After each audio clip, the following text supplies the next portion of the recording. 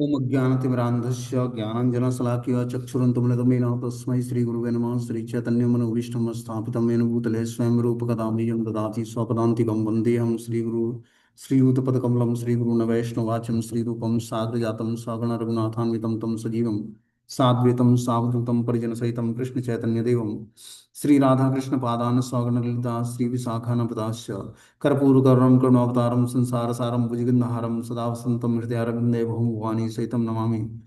कर्पू वाञ्छाकल्पतरुभक्षा कृपा सिन्धुभ्येव च पतितानां पावनेभ्यो वैष्णवेभ्यो नमः। क्षीरं यथा दधिविकार विशेषयोगात् संजायते नहि कृतगस्तु हेतु यः सम्भुतां तत्समुपेतकायात् गोविन्दादिपुरुषं तमहं भजामि। हे कृष्ण करुणा सिंधु दीनबंधु जगतपते गोपेश गोपिका कांत राधा कांत नमस्ते। तप्त कांचन गौरांगे श्री राधे वृंदावनेश्वरी वृषभानुसुते देवी प्रणमामि हरिप्रिये।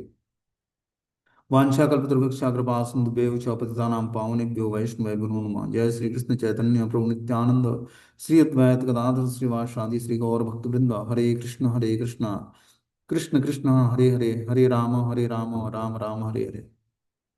तो इस सत्संग के माध्यम से हम लोग सुनेंगे कि शिव जी का एक परम भक्त था जो बाद में भगवान श्री कृष्ण का भक्त कैसे बन जाता है शिव जी की कृपा से। क्योंकि शिवरात्रि के दिन हमें भगवान शिव से कृपा की याचना करनी है कि वो हमें कृष्ण भक्ति प्रदान करें। तो कैसे एक ब्राह्मण पर भगवान शिव की कृपा होती है जो कि काशीवासी था, काशी में निवास करता था, उस पर शिव जी ने कृपा करके उसको कैसे कृष्ण भक्ति प्रदान किया, इसकी स्टोरी हम लोग इस क्लास के माध्यम से सुनेंगे। बोलते हैं आज से 450 वर्ष पूर्व की बात है। काशी नगरी में एक अत्यंत गरीब ब्राह्मण रहता था। वह शिव जी का परम भक्त था। उसकी एक कन्या थी जिसके विवाह के लिए वो बहुत चिंतित रहता था। विवाह के लिए धन की कामना से उसने श्री काशी विश्वनाथ से प्रार्थना किया, हे प्रभु, आप मेरी इस कामना को पूर्ण कर दीजिए, तत्पश्चात मैं आपका संपूर्ण जीवन भगवत सेवा में ही व्यतीत करूंगा। उस सच्चरित्र ब्राह्मण की दैन्योक्ति से प्रसन्न होकर आशुतोष भगवान शिव उसके मंगल की चिंता करने लगे। रात्रि काल में श्री काशी विश्वनाथ ने स्वप्न में उस ब्राह्मण को आदेश दिया, हे ब्राह्मण, तुम आज ही यहाँ से वृंदावन को प्रस्थान करो। वहां यमुना के तट पर कालिया हद के समीप एक टीला है जिसके निकट श्री सनातन गोस्वामी नाम के एक बाबा जी भजन करते हैं। वे ही तुम्हारी मनोकामना पूर्ण करेंगे। इतना कहकर वे अंतर्ध्यान हो गए।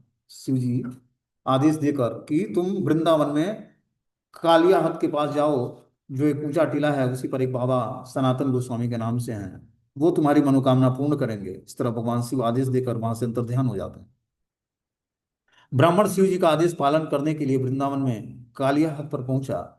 ढूंढते ढूंढते उसे हरिनाम में निमग्न सनातन गोस्वामी जी मिल गया।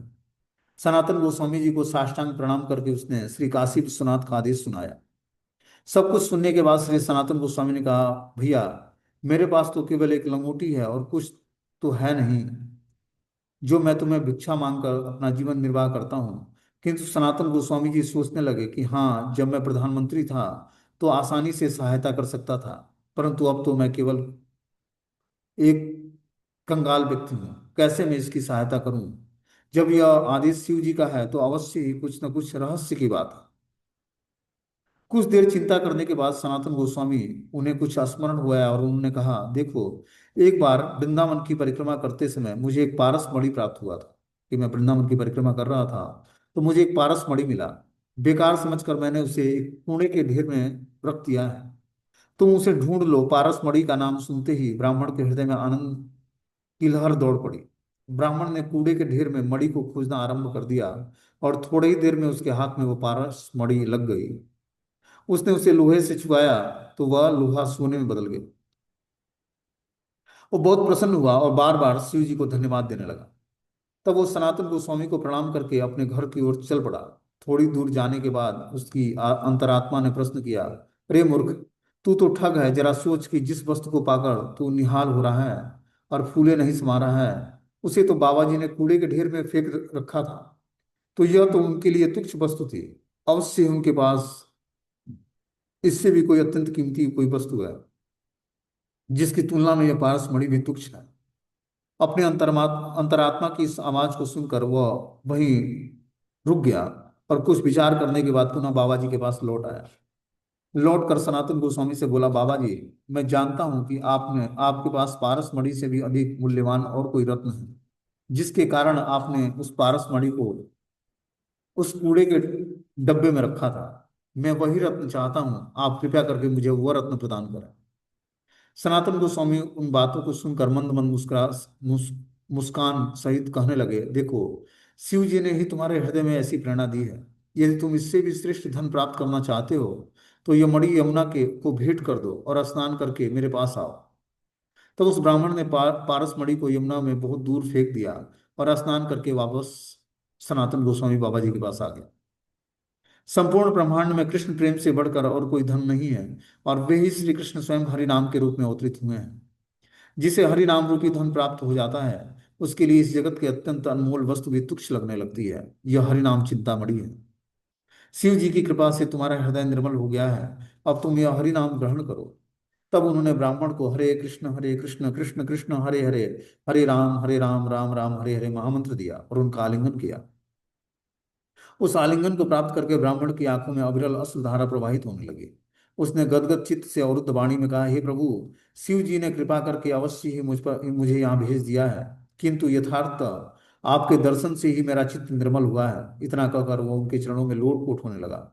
जब सनातन गोस्वामी ने कहा कि यह मंत्र साधारण श्री राधा कृष्ण है, इसके जब से तुम्हें शीघ्र ही श्री राधा कृष्ण के युगल की अष्टकालीन सेवा प्राप्त होगी। तुम यहीं रहकर भजन करो, तुम्हारी बेटी का विवाह अपने आप सुचारू रूप से हो जाएगा, कोई चिंता मत करो।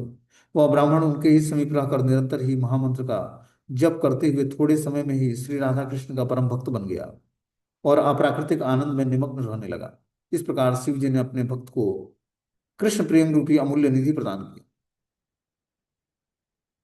तो इस तरह से काशी विश्वनाथ से आया हुआ एक ब्राह्मण सनातन गोस्वामी का शिष्य बन गया और उनसे हरि नाम में दीक्षा लेकर वहीं यमुना किनारे बैठकर ऊंचे टीले पर भगवान का भजन करने लगा सनातन गोस्वामी के साथ। और इस प्रकार शिव जी ने विशेष कृपा की इस ब्राह्मण पर। ठीक है ना। तो हमें शिवरात्रि के दिन भगवान शिव से कृपा की याचना करनी है कि वो हमें कृष्ण भक्ति प्रदान करें। ठीक है, हरे कृष्णा।